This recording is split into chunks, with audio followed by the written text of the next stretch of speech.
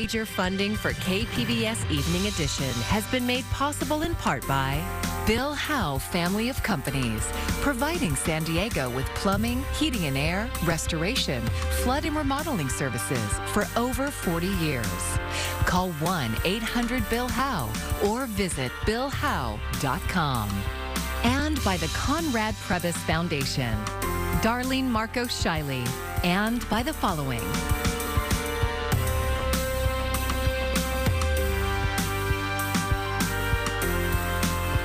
And by viewers like you. Thank you. The House did its job. Now the debt limit bill is in the Senate's hands. Thanks for joining us. I'm Maya Trabulsi. It passed with overwhelming support, but not everyone was on board. As KPBS reporter Kitty Alvarado tells us, a representative from San Diego was among the no votes.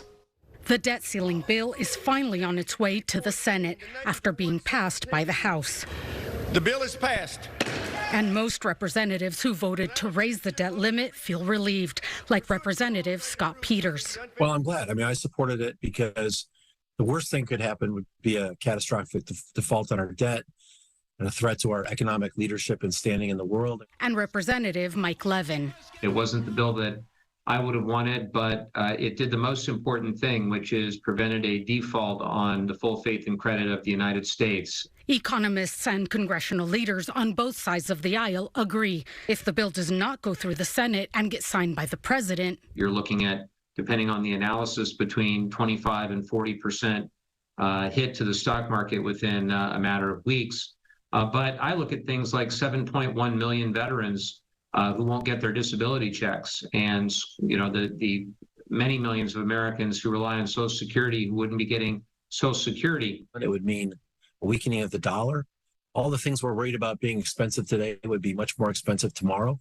And our ability as a country to continue to deal with emergencies would be really compromised. Every member representing districts in San Diego County, including Republican Darrell Issa, voted yes, except one, Representative Juan Vargas. Vargas declined our interview, but did speak with our media partner, 10 News, on Wednesday. They went after poor people for food. I mean, they're taking food out of the mouth of poor people. It's ridiculous. And so I couldn't vote for anything like that. I do understand how devastating it would be.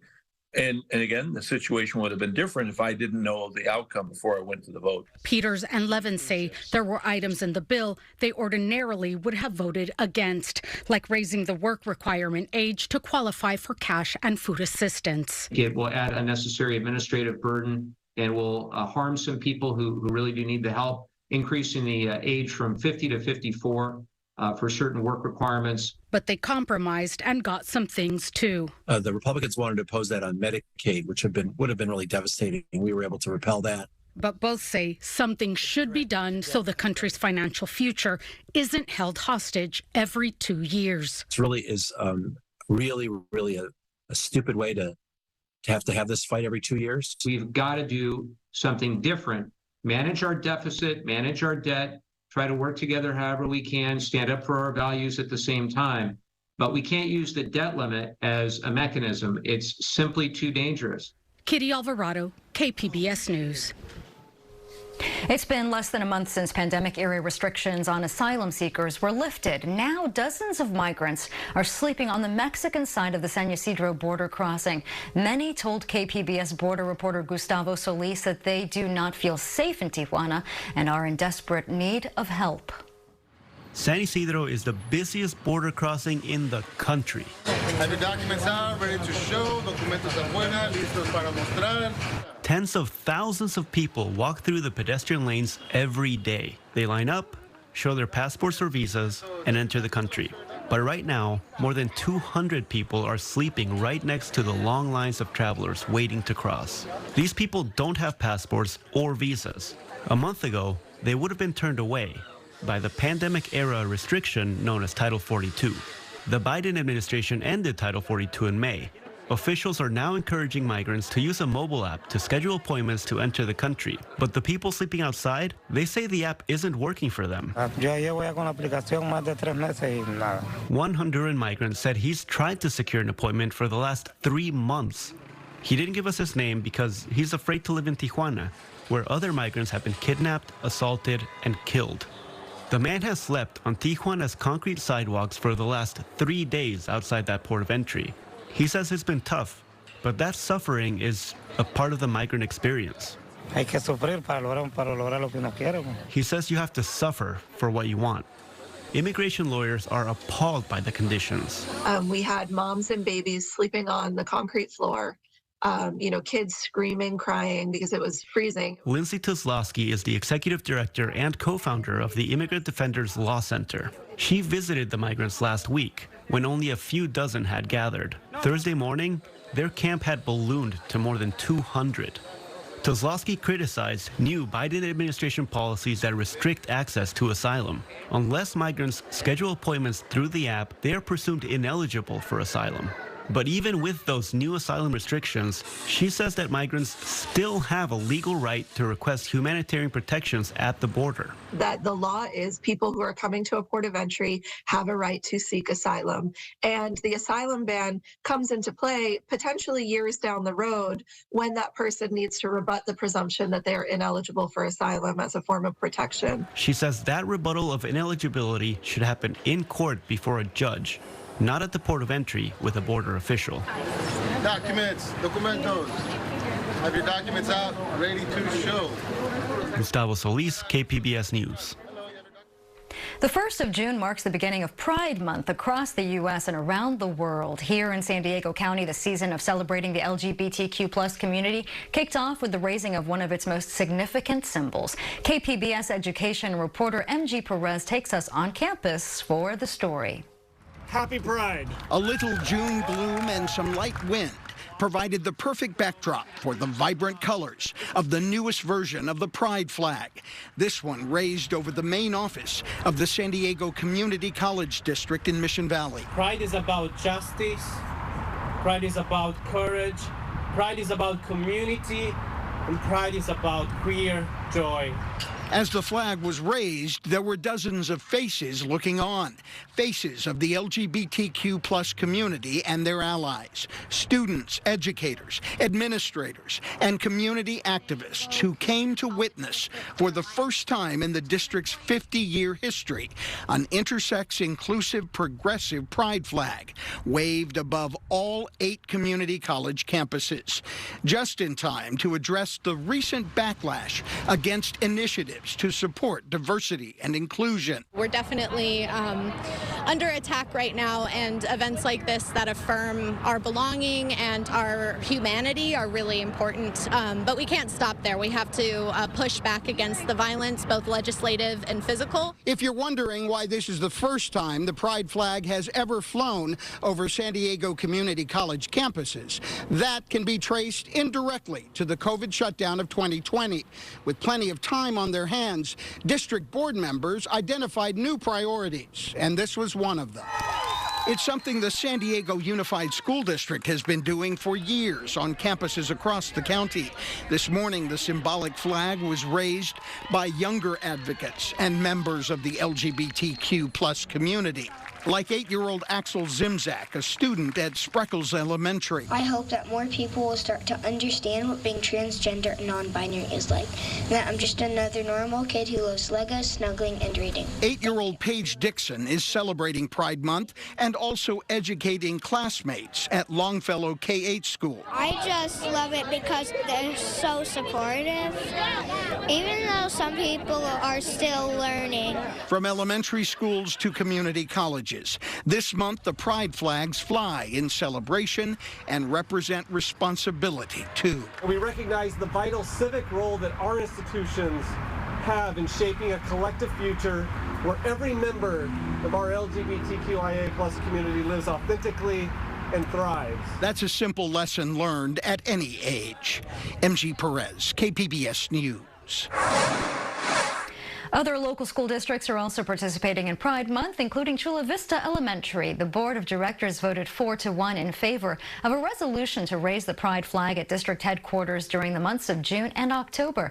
Meanwhile, Carlsbad Unified said it needs to come up with a policy for handling requests to fly any flag before they allow the Pride flag. So many kids went out there and outed themselves and shared their stories of pain and sorrow just to get them to listen to us, and then they didn't even discuss it. The Carlsbad School Board voted 3-2 to delay a vote on allowing the pride flag until later this summer. Meanwhile, Los Angeles police are investigating a possible hate crime in North Hollywood. An LGBTQ+ flag was burned outside a teacher's classroom at Saticoy Elementary School. And this comes as an Instagram page was created by some parents encouraging others to keep their kids at home in protest of a Pride Day assembly tomorrow. A new, larger pride flag is now on display there. As schools let out for the summer, many families are putting together childcare plans for the coming months. But camp, daycare, and babysitters are costly, and access for many is limited. As Karen Kafa shows us, lawmakers in Washington are working to get relief for working parents everywhere.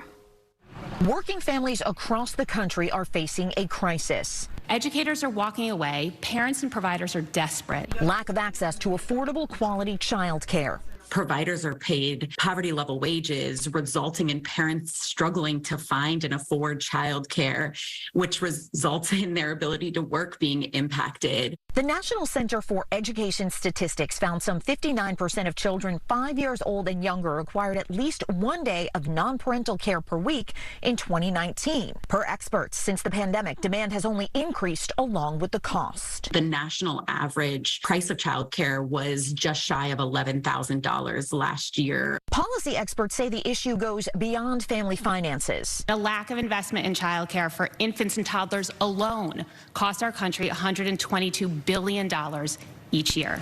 Lawmakers on Capitol Hill are taking notice. We have a broken and dysfunctional child care system. Child care obviously is too expensive for those who need it.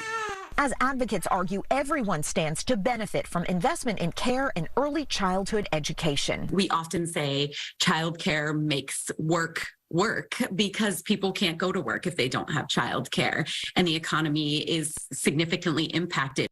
In Washington, I'm Karen Kafa.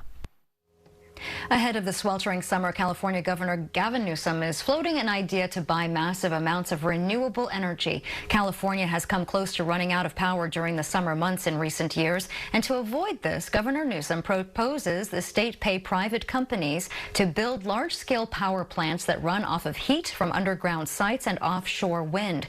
The state would pay for it by adding a charge to residents' power bills. Clean energy advocates support the idea, but some utilities worry the plan would drive up the costs, and the proposal is pending in the legislature. And we may not be feeling the heat just yet, but San Diego County is already opening its Cool Zones program. It will run through October 31st at more than 30 locations countywide, including library branches and community centers. The county is also working with San Diego Gas and Electric to provide free electric fans to older or disabled people on limited incomes. And you can learn more by calling 211 or by visiting coolzones.org.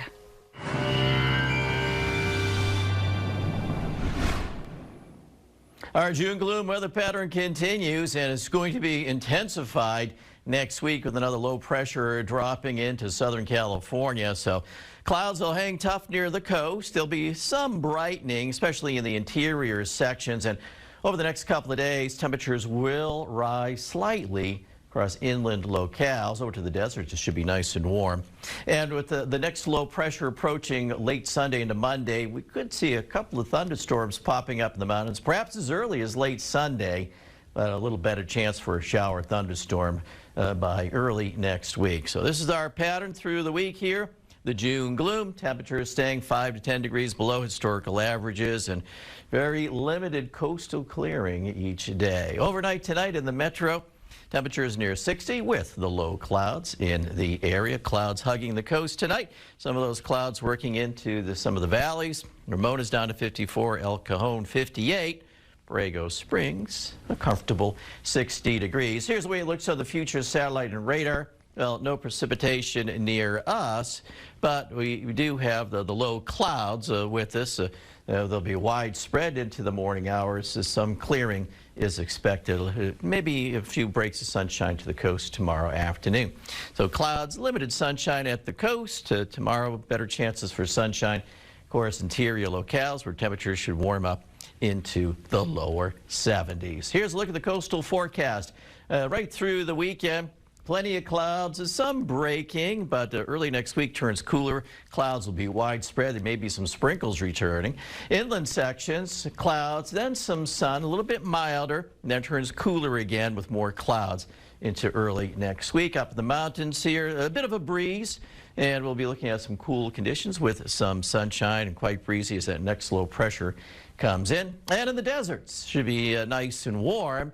Next week, we will see the breezes kick in and not quite as warm here. And for KPBS News, I'm meteorologist Mark Mancuso. The Padres are on their way back home following a long road trip, which almost brought another no-hitter. Joe Musgrove didn't give up a hit until the 6th inning today. The Padres cruised to a 10-1 win over the Marlins. They'll open a weekend series at Petco Park tomorrow against the Chicago Cubs. He is baseball royalty, a billionaire pro sports franchise owner that's taken San Diego by storm since he bought the Padres in 2012. But what many people don't know about Peter Seidler is his infectious optimism. He believes he can help create a better future for San Diego's unhoused population. Inside Peter Seidler's office at the Padres headquarters, we step back in history. My favorite rock band of all time, the Rolling Stones, live in San Diego, 1981. As he walks us through some of his unique baseball memorabilia, he recalls some of his fondest memories. I'll show you this. He shows us a family photo from 1931. This is from my grandfather, Walter O'Malley, and my grandmother Kay's wedding. Walter O'Malley famously brought the Dodgers to L.A. from New York in 1957. So as his grandson, Seidler's baseball roots run deep. But he has his sights firmly set on the future, not just for the Padres and the team's fans. Right, Tatis. Did he hold on to it? Yes! What a catch, Fernando Tatis. But for those who hear the roar of the crowds from beyond the ballpark's walls, San Diego's unhoused population. Flanking almost every side of the ballpark, they settle on these downtown streets to be close to service providers. The sadness is endless. You know, every new homeless face that you see, and more often than not, they'll share their story with you. Like, you can see, you know, something really good inside that person that's suffering right now, and you want to help them. And help them is precisely what Seidler has rolled up his sleeves to do. Oh yeah, I've got a strong appetite for that. It's the why is, you know, bottom line, it's just a humanity issue, really. It's a personal mission, but one where he can use the profile of the Padres to create a bigger impact for San Diego. The ballpark is a place for joy.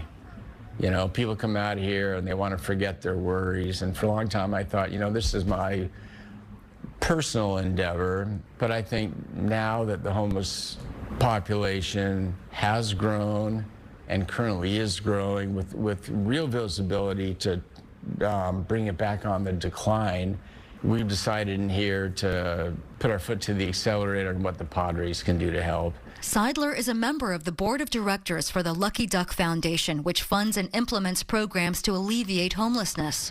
One of the newest programs to launch is a pizza and print shop on 5th Avenue called Timmy's Place.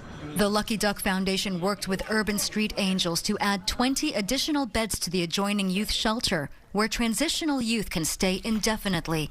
Some of them will work at Timmy's, but they'll be learning so much more than making coffee and pizza. Whatever they need, you know, learning how to balance a checkbook or use a credit card, or, you know, the various things that all of us have to learn at some point in life, and just open up a menu of options for them. On a will that could lift us far beyond a shelter and into a home. Timmy's Cafe employee Ren Williams reads from a poem he wrote after experiencing homelessness for more than a year. Suffering from mental illness, he didn't think he would ever become an adult. I grew up in some environments that were really toxic to me, especially as a transgender person. He says programs like Urban Street Angels and Timmy's gave him what he was quickly running out of: hope and trust. It meant my whole world to me.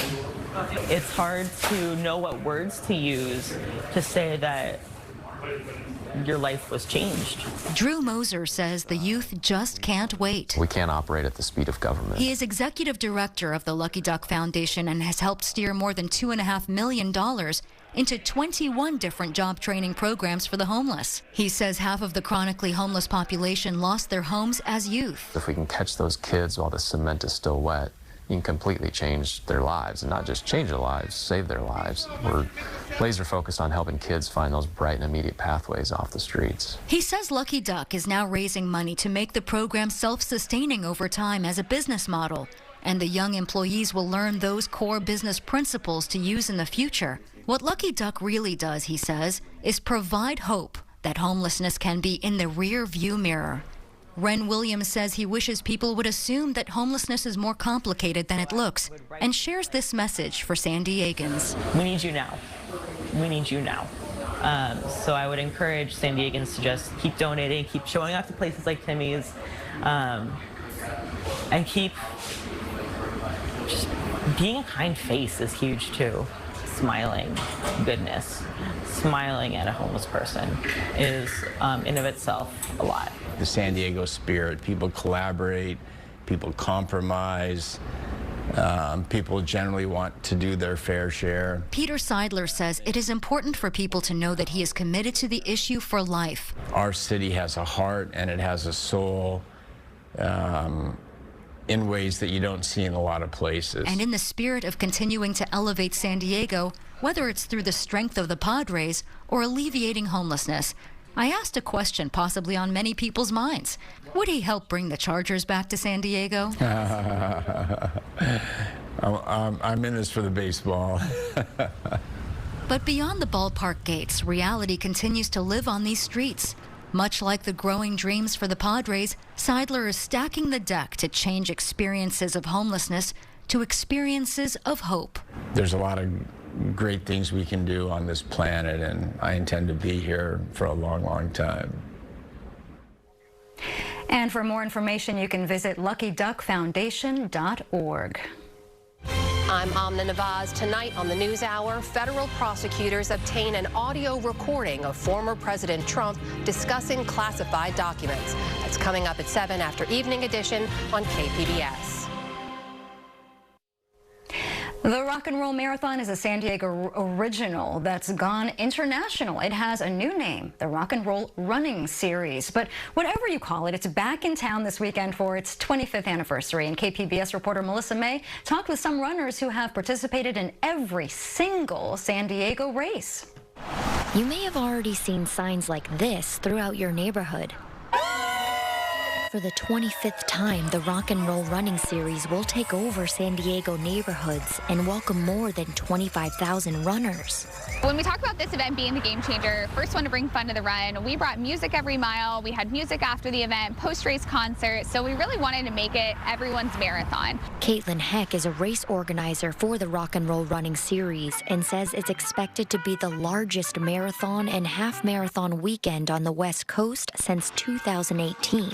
And there's plenty of fun things planned for this anniversary race. We're just celebrating all things San Diego and having different entertainment throughout the way. We'll have Top Gun activations, we'll have Anchorman as well, some drag queens on Hillcrest, so we've got the entertainment for sure. And how can you have a Rock and Roll Running Series without rock and roll? Oh, the music. You know, the music is awesome. Especially some of the live bands. And there's some bands that are very much in percussion. And if they have the right beat going while you're running, you can kind of adapt to that. And that's really special.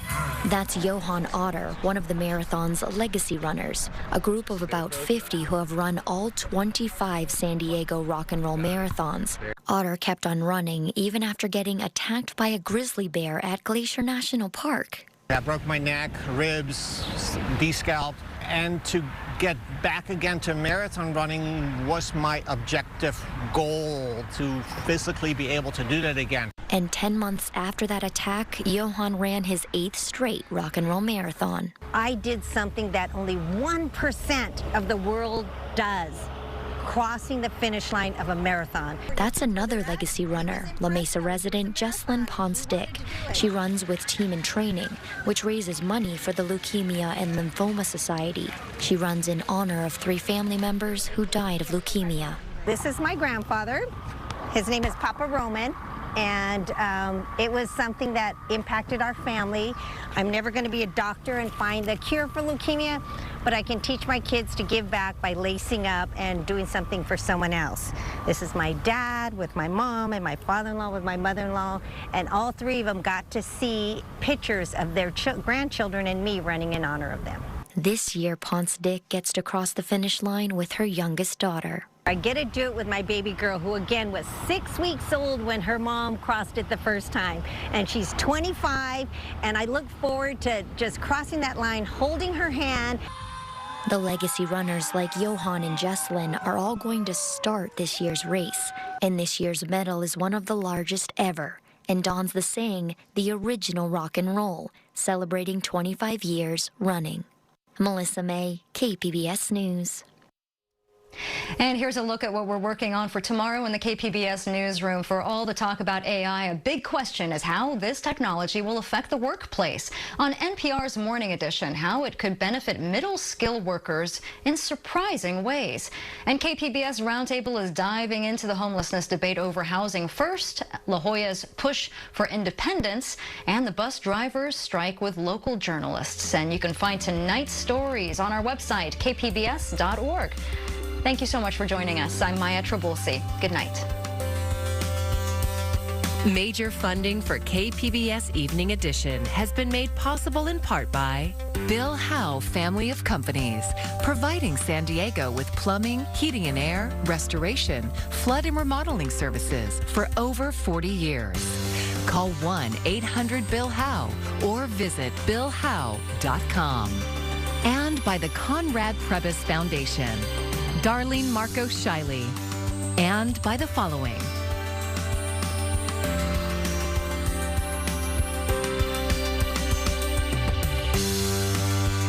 And by viewers like you. Thank you.